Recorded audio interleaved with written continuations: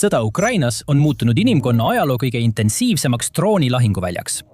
Ainult 2025 aastal lasi Venemaa Ukraina linnade ja taristu pihta välja üle 1000 Shahedi drooni nädalas. Ukraina vastas odavate kvadrokopterite ja isegi omaenda kaugmaadroonidega. See tekitas mõlemal poolel, komandöridele ja taktikutele matemaatilise mõistatuse. Kuidas õigustada mitmemiljonilise tõrjeraketi kasutamist $50 000 suuruse drooni hävitamiseks? Samal ajal olid olemasolevad õhutõrjesüsteemid umbes 860 miili pikkusel rindejoonel väga hõredalt jaotatud, sest nad pidid katma tohutuid maa-alasid, mis ulatusid 10 miilide kaugusele mõlemas suunas. Aga 400 aasta jooksul on Ukraina suutnud sellele matemaatilisele probleemile leida innovaatilisi lahendusi. Ja kui esialgsed teated vastavad tõele, võib viimane lahendus olla seni kõige elegantsem vastus, mille Ukraina on drooni probleemile leidnud. Laserrelv nimega Sunray. 2026 aasta 10. veebruaril avaldas Atlantic raporti, mis kirjeldas relva välikatsetust, mida Ukraina sõdurid ja insenerid olid 2 aastat vaikselt ehitanud. Täpselt 6 aega hiljem, 10. märtsil avaldas Ukraina ajakirjanik Andri Saplienko lahingukaadrid, mis näitavad, kuidas ebatavalist relva kasutati päris Vene sihtmärgi vastu lahinguväljal. Relv, mis kasutas suunatud energiat, suutis ilmselt läbi lõigata fiiberoptilise kaabli, mis ühendas Vene drooni selle operaatoriga ning põhjustada drooni kontrolli kaotamise ilma ühegi lasuta. Need kaadrid, mis olid iroonilisel kombel salvestatud Vene sõjaväedrooniga, näitasid õhus hõljuvat helendava kerana paistvat kiirt, kuigi see kujutis oli peamiselt tingitud kaamera nurgast ja valguse peegeldusest. Mõne jaoks nägi see siiski välja nagu midagi otse ulmefilmist. Tegelikkuses oli see aga suhteliselt lihtne, kuid võimas suunatud laserkiir. Vaatame nüüd seda paljutootavat uut relva lähemalt, kasutades seda, mida me teame ja mida saame kaadrite ning andmete põhjal järeldada. Tehniliselt on Sunray 3 avalikult kinnitatud laserrelv, mille Ukraina on välja töötanud alates täiemahulise sissetungi algusest 2022 aasta veebruaris. Esimene oli Tritson, mis on ukraina keeles 3 hark, mille riigi mehitamata süsteemide väed kinnitasid 2025 aasta alguses, et see on võimeline tabama õhusihtmärke kõrgusel üle 2 kilomeetri. Teine oli Slimby, süsteem, mille tehnilised andmed jagas Ukraina kaitseministeerium samuti avalikult selle tutvustamisel. Mõlemad programmid avalikustati suhteliselt üksikasjalike andmetega, sealhulgas võimsuse ja tõhusa tegevusulatusega. Kuid vastupidiselt eelnevatele ei kaasnenud Sunray avalikustamisega peaaegu mingit tähelepanu ning enamik selle teabest jäi salastatuks. Puuduvad konkreetsed andmed selle maksimaalse võimsuse, deklareeritud maksimaalse ulatuse või tegelike tööomaduste kohta välitingimustes. See infopuudus on märkimisväärne ja me tuleme selle olulisuse juurde hiljem tagasi. Avalikustatud on relva füüsiline kuju ning see erineb oluliselt tavapärasest laseritaolise energiarelva kujutisest, mida filmides näha võib. Pole mingit kõrguvat seadet, pole veoauto suurust generaatorit ega tehnikute meeskonda kindlustatud punkris, kes jälgiks helendavaid juhtpulte. Ajakirjas The Atlantic avaldatud relvakirjelduse kohaselt meenutab Sunray amatöörteleskoopi, mille külgedele on kinnitatud 2 kaamerat. Kogu süsteem mahub mugavalt tavalise auto pagasiruumi. Demonstratsiooni ajal kasutati seda kastiauto kapotil. Kui relva tulistati või vähemalt anti selleks käsk, hakkas mõnesaja jaardi kaugusel õhus hõljuv droon põlema ja kukkus mõne sekundi jooksul taevast alla tulekaares. Relv ise oli praktiliselt vaikne ja passiivne, ilma laskemoonata. See viimane detail väärib märkimist, sest see puudutab otseselt seda, miks laserrelvad äratavad nii suurt huvi ajal, mil Ukraina otsib võimalusi droonide ajastul ellu jääda. Iga kord, kui raketi tõrjutakse, maksab see raha. Iga tõrjerakett on omaette väike rakett, mida tuleb toota, hankida ja testida. See tekitas varem loomuliku kitsaskoha selles, kui palju Ukraina sai kulutada drooni tõrjele, mis ei olnud puhtalt elektrooniline ega droonipõhine. Põhimõtteliselt pidi Ukraina lisaks droonide enda kasutamisele püüdma lahti harutada ka võrgustikke, mis hoidsid droone operaatoriga ühenduses. Ja kui mängu tulid fiiberoptilised droonid, mida nägime juba 2024 aastal, muutus see praktiliselt võimatuks, kui sa ei suutnud füüsilist ühendust katkestada. Aga laserrelvaga, nagu Sunray, saab seni, kuni tal on elektritoide, tulistada peaaegu olematu laskekuluga. Sama ajaga, mis kuluks Patrioti raketi väljatulistamiseks, võiks laserisüsteem teoreetiliselt rünnata 100 sihtmärke. ja Patriot rakett ise maksab $100,000 ning on kasulik ainult lennukite või suure lõhkepeaga tiibrakettide vastu, mida Venemaa tegelikult Ukrainasse ei saada. See majanduslik loogika on erakordselt ahvatlev konfliktis, mida iseloomustab tööstuslik kurnamine. Kui kirjeldus vaiksest, nähtamatust kiirest, mis süütab droone sekunditega, tundub tuttav, siis see peakski nii olema. Star Trek tutvustas vaatajatele suunatud energiaga relvade kontseptsiooni 1960. aastatel. USS Enterprise'i meeskond kasutas faasereid, mis tulistasid fokusseeritud energiakiiri, mis suutsid käsu peale sihtmärke uimastada, rivist välja lüüa või täielikult hävitada. Hiljem tõi tähesajad meieni turbolaaserid, planeedikaitsekahurid ja surmatähe suunatud energiaga relva, mis oli piisavalt suur, et aurustada terve planeet. See žanr on 6 aastakümmet kujutlenud relvi, mis tapavad valgusega, mitte pliiga. Muidugi on Sunray kaugel surmatähe või isegi faasori võimetest, mis suudaks hävitada tugevdatud metallkere või tanki. Aga see põhimõte, kus koondatakse piisavalt energiat väga väikesesse punkti, et kuumutada ja hävitada väike sihtmärk, on olnud töös juba aastakümneid. Kõik, mida Sunray peab tegema, on üle kuumutada väikese drooni elektroonika või põletada läbi selle õhukese süsinikiustraami mõnesaja jardi kauguselt. Ulmerelva ja päriselurelva füüsika erineb ainult mastaabilt. Kuid just see väike mastaap ongi täpselt see, mida Ukraina vajab, kui ta seisab iga päev silmitsi drooniparvedega. Et mõista, mida demonstreeritud võimekus tegelikkuses tähendab, vaadake veebruari videot. Väike droon lasti õhku ja see lendas mõnesaja jardi kaugusele. Süsteem jälgis seda iseseisvalt. Kaamerad lukustasid sihtmärgi. Mõni sekund pärast seda, kui operaator andis käsu tulistada, süttis droon lihtsalt ja kukkus alla.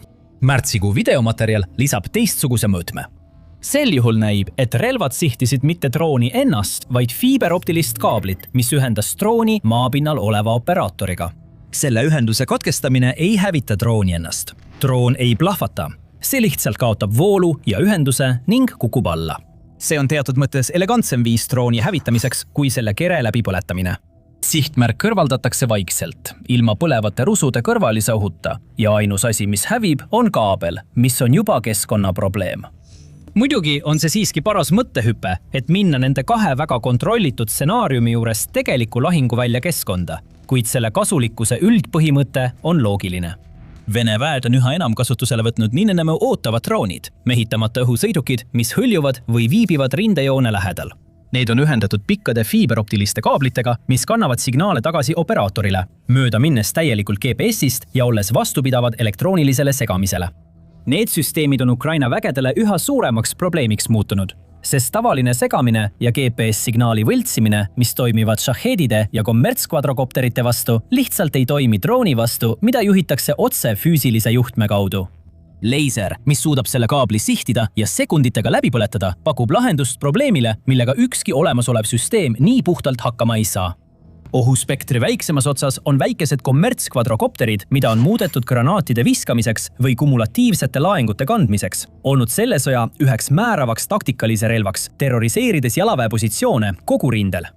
Need droonid on odavad, arvukad ja neid on tavarelvadega raske alla tulistada.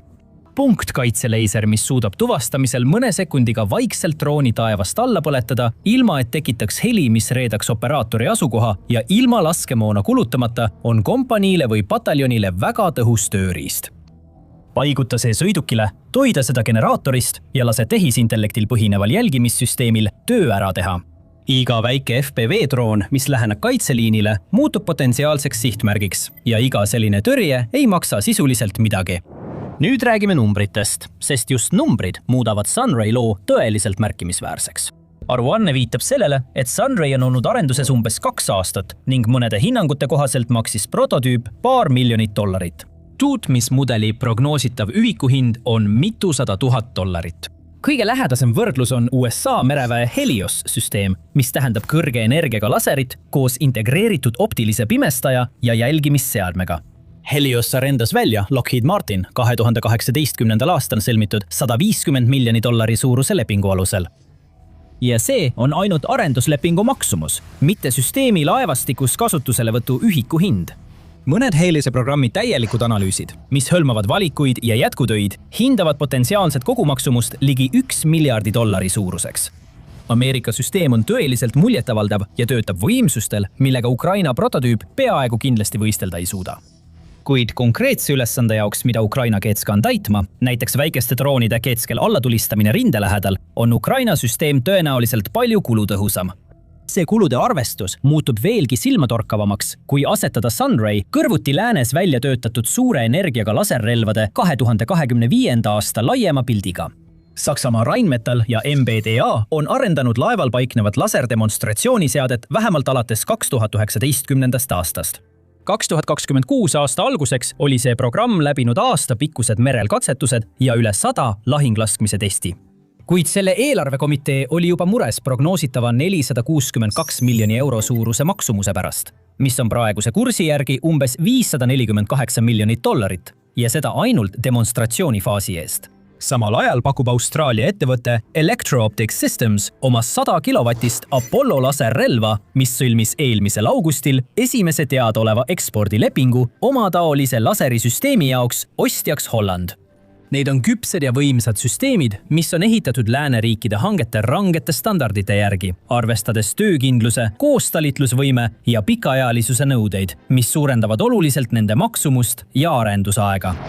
Kui soovid tutvuda mõne lääne süsteemiga, siis kindlasti telli The Military Show kanal. Me postitame iga päev videoid, mis kajastavad kõiki suuremaid edusamme sõjatehnoloogias. Selle asemel rajab Ukraina Sunray endale ainulaadset niši. Odavad relvad, mida saab kasutada suurtes kogustes, mida saab kiiresti ehitada sõjaoludes ja mis on tõhusad just nende konkreetsete drooniohtude vastu, mis tapavad sõdureid rindel. Kui Ukraina suudab lõpuks Sunray'd suuremas mahus toota, ja see on suur kui, võivad strateegilised tagajärjed olla märkimisväärsed. Ukraina kaasaegne õhutõrje põhineb kihtidel. Pikamaasüsteemid nagu Patriot tegelevad ballistiliste rakettide ja tiibrakettidega. Keskmise ulatusega süsteemid tõrjuvad rünnakuid keskmistel kaugustel. Ja lühikese maa peal tegelevad jalaväemeeskonnad kuulipildujate, elektroonilise sõjapidamise komplektide ja improviseeritud droonipüügivõrkudega selle sülemiohuga, mis suudab kõigest muust läbi murda. Sunray võiks istuda selles lühimaa kihis kui vaikne laskemoonavaba punktkaitsevahend, mis ei kuluta Ukraina raketivarusid, mida tuleb pidevalt täiendada. Mõne $100,000 suuruse hinnaga tootmismudel võimaldab relva laialdaselt kasutusele võtta brigaadi ja pataljoni positsioonidel. Isegi mõõdukates kogustes tähendaks kontaktjoonele paigutatud Sunray üksuste võrgustik märkimisväärset tõusu Ukraina lähimaa droonitõrjes. Ja seejuures ei suurendaks see tõrjerakettide arveid, mis on olnud üheks sõja peamiseks rahaliseks surveallikaks. Sunray arengutee on samuti mõnevõrra ainulaadne. See illustreerib mustrit, mis on Ukraina sõjaaegses innovatsiooniloos korduvalt esile kerkinud. Väidetavalt algas programm umbes 2 aastat enne 2026. aasta veebruari avalikustamist. See ajakava paigutab selle alguse 2024. aasta algusesse. Perioodi, mil Venemaa tugevdas märkimisväärselt oma Shahedi kampaaniaid ja Ukraina õhutõrjevarud olid juba tugeva surve all. Inseneridel, kes ehitasid Sunray, polnud mitmeaastase arendusfaasi, tootmishankeprotsessi, kongressi, volituste arutelude ega aastakümne pikkuse testimise luksust. Nad tuvastasid vajaduse, hakkasid ehitama ja jätkasid täiustamist, kuni neil oli midagi piisavalt võimekat, et demonstreerida seda ühe maailma tuntuma väljaande ajakirjanikule. Võrrelge seda sellega, kuidas sarnased suunatud energial põhinevad programmid on läänes kulgenud. USA mereväe laserrelva arendustöö on erinevates vormides kestnud juba üle 2 aastakümne. Saksamaa laevapõhine laserdemonstratsiooniseade on olnud arenduses vähemalt 6 aastat ja pole siiani jõudnud operatiivse kasutuseni. Suurbritannia Dragonfire'i programm, mis demonstreeris edukalt omaenda laserrelva 2024. aasta katsetuste seerias, on olnud arenduses alates 2017. aastast. Läänel on palju aeglasemad kaitsehankesüsteemid, mis on loodud riski minimeerimiseks, keerukate liitstruktuuride vahelise koostalitlusvõime tagamiseks ning relvade tarnimiseks, mis jäävad kasutusse 30 aastaks. Aga see on praktiliselt kokkusobimatu tempoga, millega droonioht Ukrainas areneb. Selleks ajaks, kui lääne suunatud energiaga relv lõpetab oma tavapärase arendustsükli, on Vene drooniinsenerid juba kasutusele võtnud 2 või 3 põlvkonda disainiparandusi. Ukraina ei saa endale lubada täiuslikkuse ootamist. Tal on vaja piisavalt häid lahendusi juba praegu, piisavas koguses, et neil oleks mõju. Just see kultuur ongi toonud Ukrainas kaasa mõned suuremad edusammud ja võimaldanud tal ellu jääda suurearvulise ülekaalu vastu. Ukraina sõjaaegne kaitsetööstus ei sea esikohale kestvust, koostalitlusvõimet ega hankeametnike mugavust. See keskendub sellele, et midagi toimivat jõuaks lahinguväljale enne järgmise Shahedi laine saabumist. Sellegipoolest on süsteemil mõned võimalikud probleemid. Demonstratsioonil hävitati väike droon mõnesaja jardi kaugusel ning Marsi videomaterjal viitas kaabli lõikamise võimekusele umbes samal kaugusel. Kuid kumbki neist ei anna andmeid, mis on tegelikult olulised õhutõrje planeerimiseks. Mis on süsteemi maksimaalne tõhus laskekaugus? Mis võimsusklassis see töötab? Kuidas see toimib udus, vihmas, tolmus või suitsus? Kõik need on Ukraina lahinguväljal pidevalt esinevad tingimused. Kui kiiresti suudab see jälgida ja tabada kiiresti liikuva sihtmärgi võrreldes hõljuva drooniga? Rand Corporation iseloomustas 2025 aasta detsembris avaldatud raportis suunatud energiaga relvi kui suhteliselt ebaküpseid ja praegu mitte elujõulisi valikuid. Täheldatud piirangud on täpselt need, mida võiksid oodata. Olulised energia- ja infrastruktuuri nõuded, võimetus sihtmärke tabada otsenähtavusest väljaspool ning tugev sõltuvus selgetest atmosfääritingimustest. Laserenergia hajub samuti veeauru, tolmu ja aerosoolide tõttu. Testimisel võib süsteem töötada suurepäraselt, kuid need testid tehakse tavaliselt selge taeva all või piiratud hallkeekiku tingimuste simulatsioonidega. Tegelikus olukorras on raske öelda, kuidas see tegelikult käitub. Siis on veel põhiline piirang, mille seab võimsustiheduse füüsika. Väikese hõljuva nelikrootori allatulistamine mõnesaja jardi kauguselt nõuab teatud hulga energia koondamist väikesele sihtmärgile lühikeseks ajaks. Shahad 136 allatulistamine, mis liigub kiirusega 110 miili tunnis ja on peaaegu miili kaugusel, nõuab rohkem energiat, täpsemat jälgimist ja pikemat sihtmärgil püsimise aega. Praegu tundub, et Sunray ei suuda seda kunagi saavutada. Seega kasutaks Ukraina seda tõenäoliselt ainult väikeste droonide vastu, lühikestel distantsidel, kuid see ei ole tühine puudus. Shahadid on relvad, mis on põhjustanud Ukraina infrastruktuurile, tsiviilelule ja energiasüsteemidele kõige rohkem kumulatiivset kahju. Need on droonid, mis on viinud Ukraina linnad talve keskel pimedusse, hävitanud elektrijaamu ja alajaamu ning tapnud tsiviilisikuid, kes magasid oma kodudes. Kui Sunray ei suuda Shahadeid tabada, siis ei ole see Ukraina raudkuppel. See saab olema konkreetne punktkaitsevahend lühimaa drooniohtude vastu ja potentsiaalselt oluline, kuid lõpuks vaid üks osa kihilisest süsteemist, mitte selle keskne element.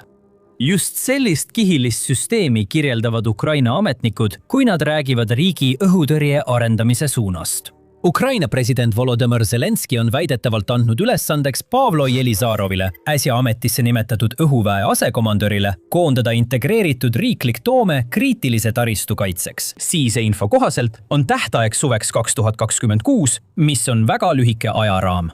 See kuppel, nagu ette nähtud, ühendaks Sunray tüüpi laserisüsteemid, mida kasutatakse lähidistantsil koos CDIS-iga. Autonoomne püüdurdroonisüsteem firmadelt C ja Naudi, mis laseb püüdurid vertikaalselt välja ning juhib neid sihtmärkideni pardakaamerate ja tehisintellekti abil. Lisaks on Skyfalli P1 sun korduvkasutatav püüdurdroon, mille arvel on lahingus juba üle 1000 hävitamise. Lääne rakette nagu Patriotid, Nassamid ja Iristed, mille arv on piiratud, hoitakse kõige raskemate sihtmärkide jaoks. Ballistilised raketid, täiustatud tiibraketid, ohud, millega ükski droonipüüdur ega lühimaa laser hakkama ei saa. Kõik odavamad ohud lahendatakse odavama kaitsekihiga. Aga siiski on veel mõned olulised küsimused, millele tuleb vastata. Puuduvad tehnilised andmed, nagu võimsus, laskekaugus ja ilmastikukindlus, on kõik olulised tegurid, mis määravad, kui kasulik see relv tegelikult on. Ainult nende andmete põhjal saavad analüütikud ausalt hinnata, kui palju Sunray süsteeme Ukraina vajaks, et drooniohtu tõhusalt mõjutada ja kui palju selle taseme saavutamine maksma läheks. Seni kaua jääb Sunray väga paljutõotavaks katseks, mis on ületanud olulised takistused, kuid pole veel probleemi lahendanud. Kuid lisaks neile probleemidele on selge, et Ukraina on selles sõjas korduvalt tõestanud, et neil on võime tehnoloogilist lõhet vähendada. See oleks 5 aastat tagasi tundunud ületamatu, kuid nüüd on see saavutatud kiiremini, kui keegi ootas ja võrreldavate lääneprogrammide maksumusest murdosa eest. 2 aastat ideest kuni välidemonstratsioonini, mõni $1 miljon prototüübi eest, mõni 100 000 ühiku kohta tootmises. Süsteem, mis suudab vaikselt hävitada väikese drooni sekunditega, tulistamata ühtegi laskemoona ega jättes maha ühtegi jälge, mis reedaks vaenlasele operaatori asukoha. Sõjas, mida iseloomustab väikeste eeliste kogunemine ja kurnamissõja karm matemaatika, võib see olla millegi palju suurema algus. Aitäh vaatamast! Kui soovid nüüd mõista laiemat õhutõrjesüsteemi, mida Ukraina ehitab selliste süsteemide nagu Sunray ümber, vaata seda videot Ukraina kaitsevõimest. Ja lõpuks kindlasti telli sõjasaade The Military Show, et saada igapäevast ülevaadet relvadest, strateegiatest ja otsustest, mis kujundavad ülemaailmset sõjapidamist.